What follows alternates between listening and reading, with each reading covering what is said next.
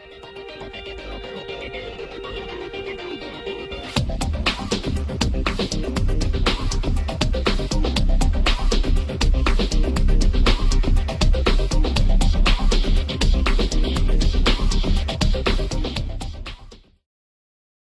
little tripod to go over that thing. Okay, so how are you? Yeah, so my name is Mike Trigg. I'm Vice President of Marketing at Hi5.com. And we're out in New York going to the Web 2.0 show today, and we're speaking at the Social Ad Summit yesterday. So what exactly are you presenting this week? Or is there anything new that you're like unveiling? Nothing new at the show. We're actually not exhibiting at the show. We're just sort of using it as a convenient forum to meet a lot of folks in the industry. We've been doing a lot of announcements recently. We just launched the Hi5 Mobile product, which is the mobile version of Hi5 a couple weeks ago. It's been really successful.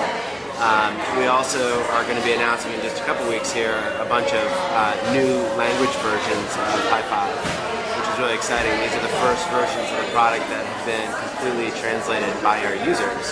So it's enabling us to roll out, a number of new additional languages. Now I know that Hi5, I read that it actually started internationally before it got big here. Yeah. Who chose to go that route? Well, we've always seen incredible market opportunity in international social networking. As you mentioned, the company from the very beginning really focused on that market deliberately, and actually we made a very conscious push into the Spanish-speaking market. It's really one of the largest communities online, one of the biggest languages spoken on the internet. And so, today we're the #1 social network in about 25 countries. Many of those countries are Spanish-speaking, so we have a real strong presence there. We also have a real strong presence in Southeast Asia, particularly Thailand, and then a big presence in Europe, in particularly like Spain, Portugal, Italy, Greece, or Southern European countries, as well as a bunch of Eastern European countries as well. So those are kind of our biggest regions. And so, I know, personally, I have a lot of friends who will remember Hi5 from earlier on, and then it seems to have disappeared in the US. And now I guess you're trying to bring it back. What are you trying to do that's going to trump MySpace or even like compete with it? So a lot of our users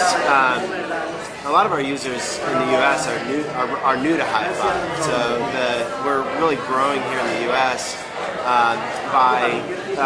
through a number of different ways. One of the biggest is users of our product who were invited to use Hi5 by friends and family members of theirs in the countries where we're strong. So the US is sort of a unique market in that it has large populations of people who were born in other countries. And so that's a great target market for us. We think it's largely underserved by some of the larger US-focused social networks. And that's been a big key to growth for us in the US. Do you think that there's any features of Hi5 that are better in Facebook or MySpace that you think that people should know about? Or is it really just head-to-head?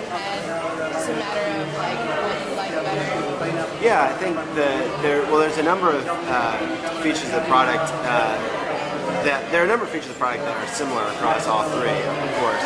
But there are a number of areas that we think we have kind of the best of both worlds. A lot of features of Hi5 let the user really customize their experience, customize their profile page, build a custom skin, for example.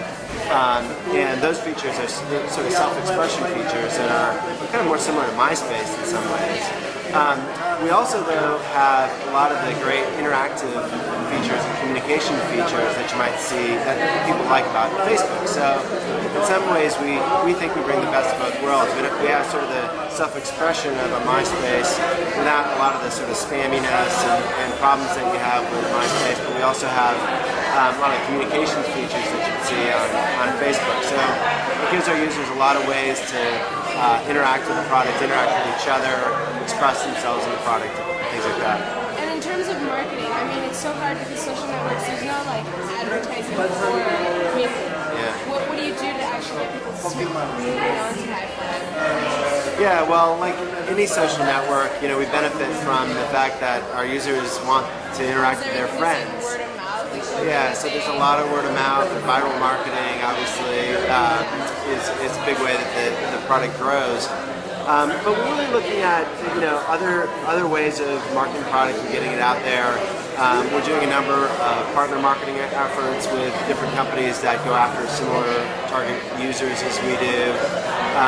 We're doing some activity in search marketing, which is a way of bringing users into the product as well. So, there are a number of avenues that we see beyond just viral marketing to, gain users and gain engagement of existing users.